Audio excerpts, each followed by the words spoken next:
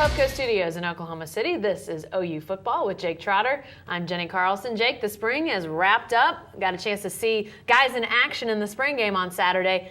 Defensively, some young players that really stood out. Talk about those guys a little bit. Who impressed you? Well, we know about Travis Lewis. We know about Austin Box, Frank Alexander. But I think the guys that could really make this defense top-notch are Corey Nelson at linebacker, the way Aaron Colvin played in his transition from cornerback to safety, and then Gabe Lynn stepping in at cornerback. All three of those guys look really strong. I think they're going to make big impacts, obviously, in 2011. Sounds like Corey Nelson may be a guy almost without a position. They need him on the field, but he's really kind of in the middle. Where will he ultimately land? It is tricky because he plays behind Travis Lewis at weak side linebacker, and they're not going to take Travis Lewis off the field. So I think some options that they have to get Corey Nelson on the field, you could move Travis Lewis to middle linebacker for certain snaps and bring in Corey Nelson.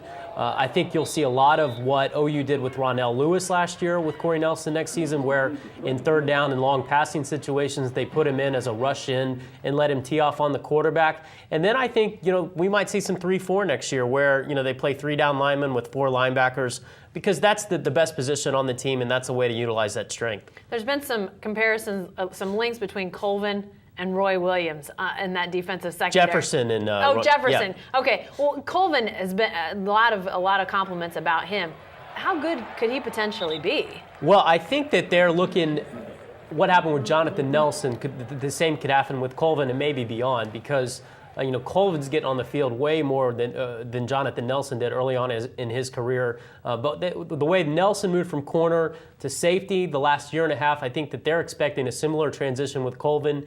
And anymore in the Big 12, this isn't 1984. You don't have to stop the I formation off tackle play where the safety's coming up and blowing up the fullback. This is all about coverage. Can you cover other people's slot receivers, inside receivers? And Colvin certainly can do that. I think that's why they feel good about the move.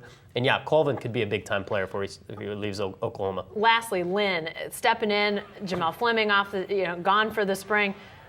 Can he cover Big 12 receivers? I mean, it's tough out there when you're a cornerback. Well, Gabe Lynn's not a guy that just showed up all of a sudden and they're expecting big things out of him. I mean, Gabe Lynn was the #1 recruit in the state of Oklahoma a couple of years ago coming out of Jinx High School.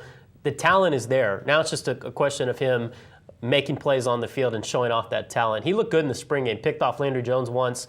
I like him. It's going to be interesting to see how he holds up against a Florida State, Missouri, but at the same time, the potential for a big season is there for him. All right, thanks, Jake. Hey, stay with the best coverage team anywhere at newsok.com and every day in the Oklahoma.